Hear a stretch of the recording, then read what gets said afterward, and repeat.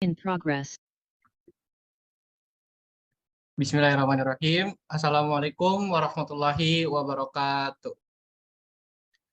Selamat malam semuanya, salam sehat dan salam sejahtera untuk kita semua. Perkenalkan, nama saya Revo Rinaldo, saya asal dari Universitas Sriwijaya, Fakultas Kedokteran, dan insya Allah pada beberapa waktu ke depan eh, kita akan memulai adanya edukasi kesehatan mengenai urgency of physical health atau eh, pentingnya ya masalah kesehatan fisik gitu ya. Nah, sebelum kita mulai ke topik utamanya, di sini saya mau kenal-kenalan dulu nih sama peserta-peserta yang udah nyempetin waktunya buat datang ke acara ini. Mungkin beberapa saya akan kenalan karena tak kenal maka tak sayang dan tak kenal maka ta'aruf. Mungkin bisa dimulai dari yang kakak pakai kacamata ini ya, dari Kak Zian Agil nih ya. Boleh di on mic ya Kak? Ya, Oke. halo semuanya. Siapa nih Perkenalkan nama nama lengkapnya? Boleh dong kenalan. nama saya Zian Agil Nur Ramadan, biasanya dipanggil Agil. Oke, Kak Eh, Agil, kalau boleh tahu asal mana nih eh, hmm, institusinya atau universitasnya? saya dari Institut Teknologi Bandung. Wah, anak ITB nih. Oke, oke, oke. Jurusan apa nih kalau boleh tahu Kak? Saya masih ini dalam si Fakultas Teknik Mesin dan Dirgantara. Oke, semoga sukses ya Kak. Boleh Ya, kita lanjut. amin. Ya, amin. Ke Kakak Fitri Khairunisa ini ya. Dari mana nih Kak asalnya atau siapa nama lengkapnya? Boleh kenalan dulu dong. Ya, hai semuanya. Perkenalkan nama aku Fitri Kairunisa, bisa dipanggil Fitri, dari Universitas Airlangga. Wah, oke oke, salam kenal. Katanya ini ya ngambil Fakultas Kedokteran Hewan. Iya, Oke oke oke. Oke, makasih Kak Fitri. Boleh ya kita lanjut ke mungkin ke Kamilki nih. Boleh sebutin nama lengkapnya gitu Kak, kita kenal-kenalan aja gitu dikit. Terus asal mana gitu, boleh Kak. Oke, halo semuanya. Nama aku Milky. Kebetulan di sini aku belum kuliah, masih SMK. Oh, oke oke. SMK ya. Kalau boleh tahu ngambil jurusan apa di SMK? Kebetulan di SMK ngambil jurusan elektro. Oh, elektro. Aduh, nggak takut kesetrum tuh Kak. Enggak. Oh, oke oke. Makasih ya Kak Milky. Boleh kita lanjut ke yang ganteng ini nih, Kak Genis Gusfian. Dari mana nih Kak asalnya Kak kalau boleh tahu? Aku Denis, aku dari Poban, jurusan Elektro, prodi D4 Teknik Elektronika. Halo. Oh, elektronika juga nih ya, berbau-bau listrik gitu. Mungkin terakhir kita bisa ke Kak Brenda. Di sini dari mana nih Kak? Atau nama lengkapnya dulu deh, kita penasaran nih. Halo semuanya, kenalan aku Brenda dari Jakarta. Oke, oke. Salam kenal Kak Brenda. Eh, Tadi juga ada yang on cam kalau nggak salah, satu orang lagi dari Kak Hilmi Adila. Eh, Gimana Kak? Dari mana nih Kak asalnya? Halo, aku dari Unpad. Oh, ngambil jurusan apa Kak kalau boleh tahu? Keperawatan. Wah, keperawatan. Masya Allah. Oke, salam kenal semuanya. Eh, Pertama-tama saya ucapkan terima kasih banyak kepada peserta-peserta yang sudah menyempatkan waktunya di kala kesibukannya untuk menyempatkan hadir di edukasi kesehatan kali ini. Saya Revo Renaldo sekali lagi sebagai moderator sekaligus narasumber pada hari ini akan beberapa waktu ke depan menjelaskan mengenai urgency of physical health. Bagi peserta-peserta juga diperbolehkan untuk off cam apabila ada kegiatan lainnya. Semoga apa yang saya sampaikan ke depannya bisa bermanfaat dan bisa menjadi pribadi yang lebih baik lagi. Saya mohon izin untuk share screen ya.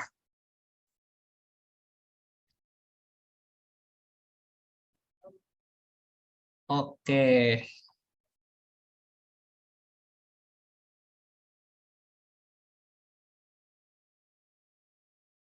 Bismillahirrahmanirrahim. Assalamualaikum warahmatullahi wabarakatuh.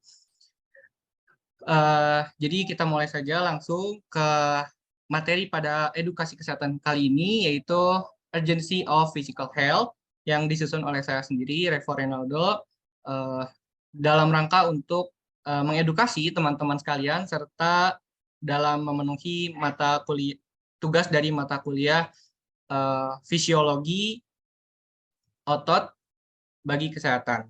Baik, lanjut. Nah, kenapa sih harus ikut acara ini? Dari sisi hadisnya dulu, diambil dari hadis riwayat Sahih Bukhari, yaitu ada 2 nikmat yang seringkali membuat orang merugi karena melalaikannya. Pertama adalah kesehatan, dan yang kedua adalah waktu luang. Wah, dalam banget nih ya kayaknya. Jadi kita tuh kadang sering gitu melupakan ada kesehatan yang kita kadang sepelekan dengan hal-hal yang merusak tubuh kita sendiri, dan waktu luang juga. Nah, selain itu juga mungkin ini agak absurd, tapi di sini saya itu coba untuk membuat salah satu soal UTBK tahun 2100. Mungkin dari teman-teman juga ada yang mengikuti jalur-jalur UTBK dan pernah menemukan soal-soal seperti logika matematika atau diberikan premis seperti di bawah ini gitu. Pertama, manusia makhluk yang ingin hidup. Kedua, hidup itu harus sehat. Maka kesimpulan yang tepat adalah A, jika manusia maka harus sehat. B, jika sehat maka manusia. C, jika tidak sehat maka bukan manusia. D, yang D itu tidak dapat disimpulkan. Nah, setahu saya dalam menghadapi soal seperti ini di UTBK, kita itu harus tahu yang namanya salah satu strategi ampuh menghadapi soal seperti ini, yaitu apabila pertanyaan A sama dengan B dan B sama dengan C, maka kesimpulan yang dapat diambil adalah A sama dengan C, atau jika A maka C, atau kebalikannya, yaitu dari bukan C berarti bukan A, yaitu jika tidak C maka tidak A gitu. Jadi kalau dilihat dari logika-logika tersebut, jawaban yang tepat adalah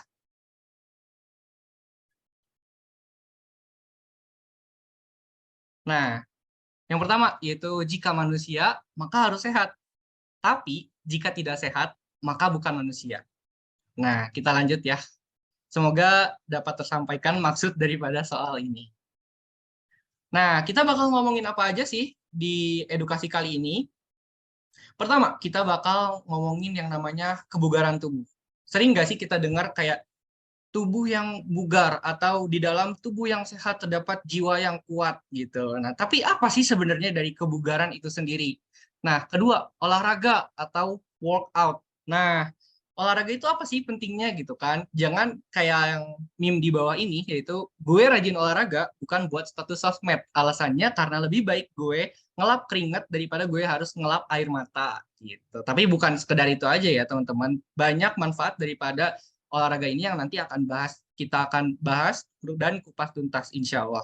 Nah, yang ketiga yaitu Pacer Health. Nah, apaan tuh? Pacar, bukan ya. Jadi Pacer Health. Pacer Health merupakan salah satu aplikasi yang nantinya dapat kita hubungkan dengan materi kali ini. Baik, kita langsung saja tanpa basa-basi ke materi yang pertama, yaitu kebugaran tubuh. Sebelum saya mendefinisikan secara harfiah dari kebugaran tubuh itu sendiri, saya minta teman-teman untuk melihat salah satu video ini. Yaitu, ini adalah, ya nonton aja langsung ya.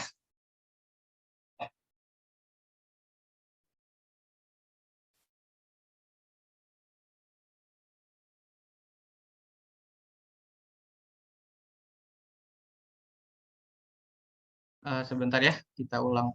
Kayaknya tadi nggak kedengaran suaranya. Nah ya, udah. Jadi itu adalah salah satu scene dari opening mungkin salah satu favorit kartun di kala kita kecil, yaitu Avatar: The Legend of Aang. Nah, hubungannya apa, Ngap? Gitu kan? Kenapa Avatar? Nah, jadi kita adalah avatar bagi diri kita sendiri. Kita itu menguasai segala elemen, mulai dari air, tanah, api, dan udara, di mana air, tanah, api, dan udara itu bagaikan segala komponen yang menyusun diri kita, dimulai dari kulit, jaringan lemak, otot, elektrolit, dan cairan dalam tubuh, serta sebagainya, gitu kan. Nah, terus ada nih salah satu kata-kata kayak gini. Pada saat-saat damai, saat Avatar mengendalikan keseimbangan antara suku air, kerajaan tanah, negara api, dan pengembara udara. Nah, sesuatu itu artinya dapat menjadi damai, yaitu sehat atau bugar, apabila segala komponen itu seimbang, dalam artian tidak berlebihan gitu, atau bahasa kerennya itu homeostatis gitu. Nah, ada juga dialog atau monolog, yaitu tapi semua itu berubah saat negara api menyerang. Hanya Avatar yang bisa menghentikannya. Nah, negara api di sini itu maksudnya adalah segala bentuk gangguan dalam tubuh, bisa dari eksternal maupun internal. Eksternal contohnya patogen-patogen seperti virus, bakteri, dan lain sebagainya yang menyerang tubuh kita, sehingga keseimbangan di dalam tubuh kita bisa rusak gitu. Jadi apabila keseimbangan rusak dan suatu unsur berlebihan, itu bakal menjadi penyakit. Dan hanya kita yang dapat menyelamatkan diri kita sendiri. Bukan obat maupun dokter, tapi kita sendiri yang dapat menyelamatkan diri kita sendiri gitu. Dokter dan obat itu hanya sebagai support system gitu istilahnya. Ya, kita lanjut. Jadi kebugaran jasmani, secara harfiah kebugaran jasmani adalah suatu kebutuhan yang harus kita penuhi agar tubuh kita seimbang, lagi-lagi seimbang, dan dapat melakukan banyak aktivitas dengan baik. Kebugaran jasmani dapat dikatakan sebagai bentuk kemampuan fisik seseorang untuk melakukan kegiatan sehari-hari tanpa merasa kelelahan yang berlebihan, dan tentunya masih memiliki cadangan energi. Semakin baik kebugaran jasmani seseorang, maka akan semakin baik juga kemampuannya dalam mengatasi aktivitas sehari-hari. Bisa dikatakan bahwa kebugaran jasmani salah satu faktor penentu kesehatan dan ketahanan tubuh. Misalnya dengan banyak berolahraga, maka tubuh akan lebih fit dan terhindar dari berbagai penyakit. Terdapat 7 unsur kebugaran jasmani, dimulai dari daya tahan, kecepatan, kekuatan, koordinasi, kelincahan, kelenturan, dan komposisi tubuh. Mungkin ini juga sering dari teman-teman banyak yang udah dengar daripada 7 unsur kebugaran jasmani ini. Kita bahas satu-satu, yaitu dari daya tahan. Daya tahan adalah suatu keadaan di mana seseorang dapat menggerakkan tubuh untuk melakukan beberapa aktivitas dengan tempo yang berbeda, namun dapat melakukannya dengan efisien dan efektif tanpa merasakan lelah yang berlebihan. Dan daya tahan dapat dibagi menjadi 2, yaitu muscular endurance dan cardiorespiratory endurance. Muscular endurance adalah daya tahan dengan menunjukkan kemampuan otot dalam melakukan pekerjaan berat dalam waktu yang lama. Sedangkan cardiorespiratory endurance adalah kemampuan seluruh tubuh untuk terus bergerak dengan tempo sedang dalam waktu yang lama. Nah, di sini aku mengutip 2 kata kunci daripada unsur daya tahan itu sendiri, yaitu muscular endurance dan cardiorespiratory endurance gitu kan. Sebenarnya 2 kata kunci ini saling berhubungan, di mana cardiorespiratory akan mensupport daripada ketahanan otot itu sendiri gitu. Karena mungkin teman-teman banyak yang udah tahu di mana cardiorespiratory sendiri terdiri dari 2 kata, yaitu kardia dan respiratory. Nah, kardia sendiri artinya adalah sistem jantung gitu ya, sistem vaskular, dan respiratory sendiri artinya adalah sistem pernafasan, sistem respirasi. Nah, apa sih hubungannya antara kardiorespiratory ini dengan muskular gitu?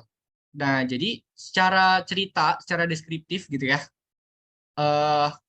sebagaimana yang kita tahu, mungkin banyak dari teman-teman yang udah tahu juga bahwa kegunaan daripada sistem pernafasan itu ya untuk menukar oksigen dan karbon dioksida di dalam tubuh agar tubuh tetap dapat melaksanakan fungsinya dengan baik gitu kan, di mana oksigen sendiri nanti akan melalui berbagai tahapan, dimulai dari penyaringan di hidung, disalurkan nanti melalui faring, laring, trakea, baru nanti ke bronkus, bronkiolus, hingga akhirnya dia akan menjadi terjadi adanya difusi di bagian alveolus gitu ya. Jadi di paru-paru kita itu ada salah satu unit yang paling kecil dari percabangan sistem respiratori yang namanya alveolus, dan jika jamak alveoli gitu ya. Nah, di situ tuh nanti akan terjadi difusi antara oksigen dan karbon dioksida karena adanya perbedaan tekanan.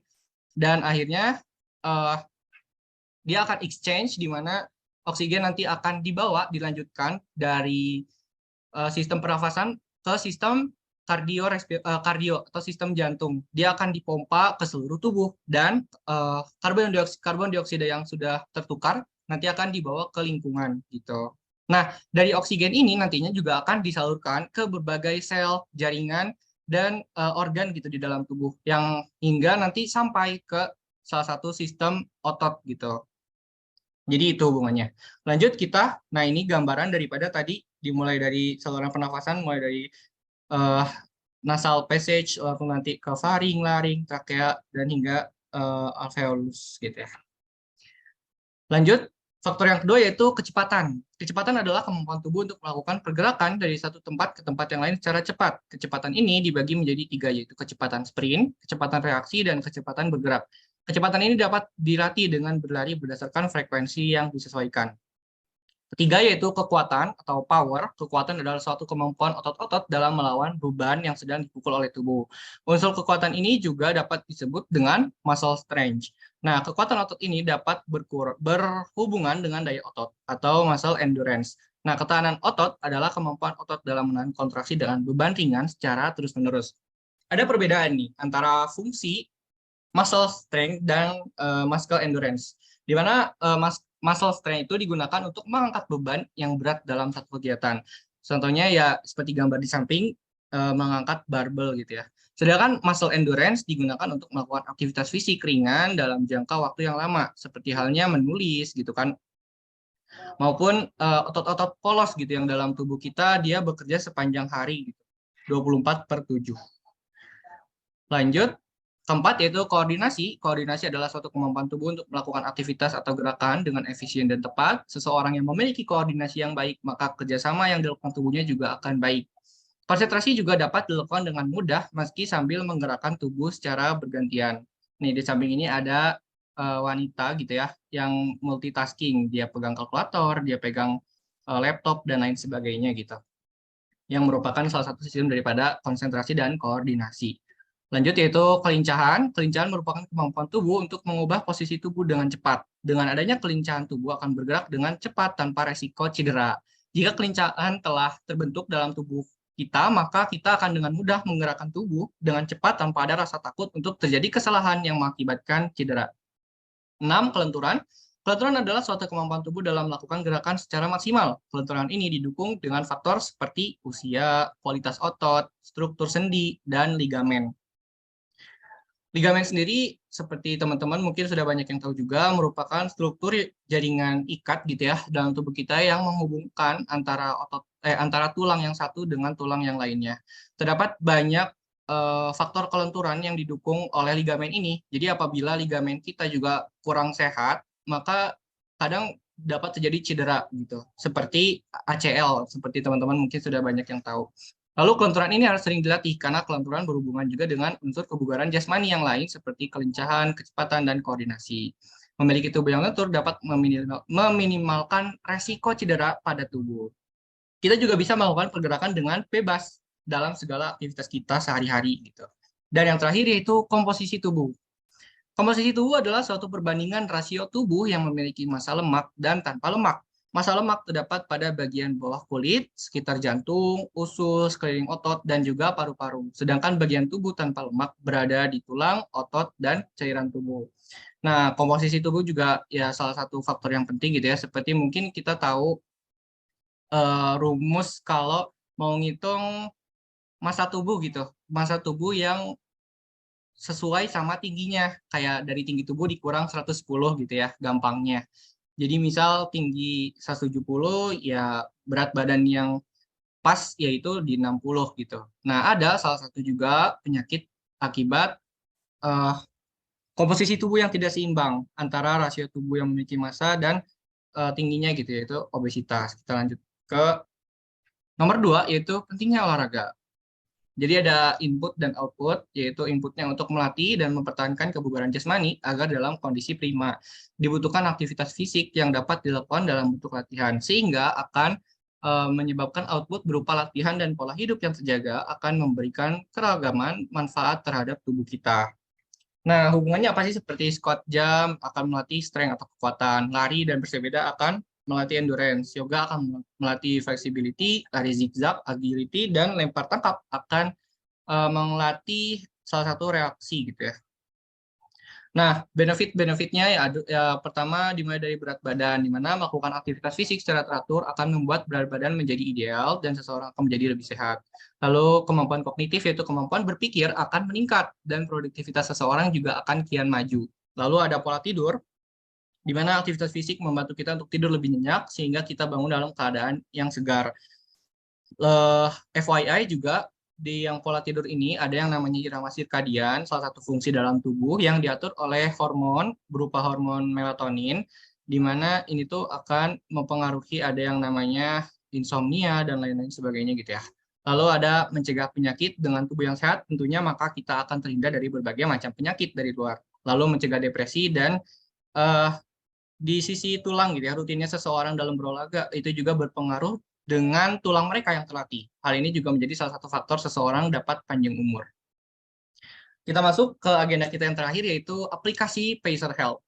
Nah, apa sih Pacer Health itu? Di sini ada tiga sub yang aku input, yaitu pertama pedometer, surplus atau kelebihan dari aplikasi Pacer Health itu sendiri, dan tampilan aplikasi dan tata cara penggunaannya.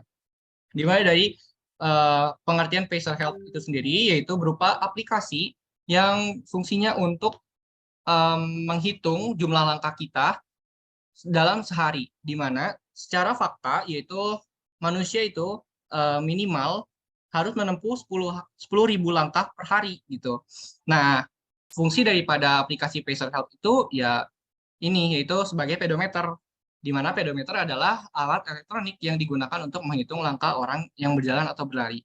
Nah, biasa digunakan sebagai media dalam latihan aktivitas fisik. Di sini ada gambar perbandingan antara pedometer yang digital dengan pedometer yang sekarang kita dapat sangat mudah gitu mendapatkan pedometer tanpa harus membeli lagi, yaitu tinggal mendownload aplikasi Pacer Health ini sendiri. Nah, kelebihannya apa sih dengan menggunakan aplikasi ini? Kita dapat menghitung jumlah langkah yang kita lakukan. Hal ini membantu kita menilai aktivitas fisik yang kita lakukan sehari-hari. Kita dapat menentukan sejauh apa kita dapat berjalan, seberapa banyak langkah yang biasa lakukan sehari-hari. Hal itu juga membantu kita meningkatkan pola aktivitas fisik yang lebih baik. Nah, tampilan aplikasinya yaitu nanti kita kalau sudah tinggal download di Play Store bisa, atau App Store juga ada, Pacer Health, pedometer. Nanti akan pertama tentunya kita harus registrasi, kita akan disurvei mengenai tinggi badan, berat badan, dan lain sebagainya, sampai akhirnya kita bisa menggunakannya secara mobile dengan digenggam gitu ya, handphone kita, dan kita tinggal berjalan saja. Dan aplikasi itu sendiri yang akan menentukan seberapa banyak langkah yang telah kita tempuh dan kita tuh kurang berapa gitu dalam sehari itu dalam memenuhi aktivitas fisik yang baik gitu. Nah, sebagai penutupan di sini kita mengutip di sini saya mengutip daripada kata-kata Mario Teguh, yaitu 3 modal pertama yang harus disiapkan oleh anak muda untuk masa tuanya. Pertama kesehatan, kedua kesehatan, dan ketiga kesehatan. Sahabat super. Mungkin sekian yang dapat saya sampaikan. Terima kasih atas perhatiannya. Mohon maaf apabila materi ini sedikit membosankan. Apabila ada pertanyaan, dapat hubungi saya di nomor di bawah ini, dan atau dapat melewati email saya. revorinaldo9090@gmail.com. Ya, baik. Itu saja yang dapat saya sampaikan. Mungkin sebelum kita penutupan, boleh ya minta on-cam semua untuk dokumentasi dari peserta-peserta kita semua yang ganteng-ganteng, yang cantik-cantik ini.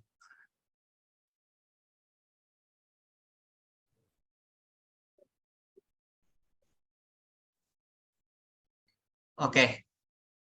Bergaya ya semuanya. Aku izin ambil screenshot.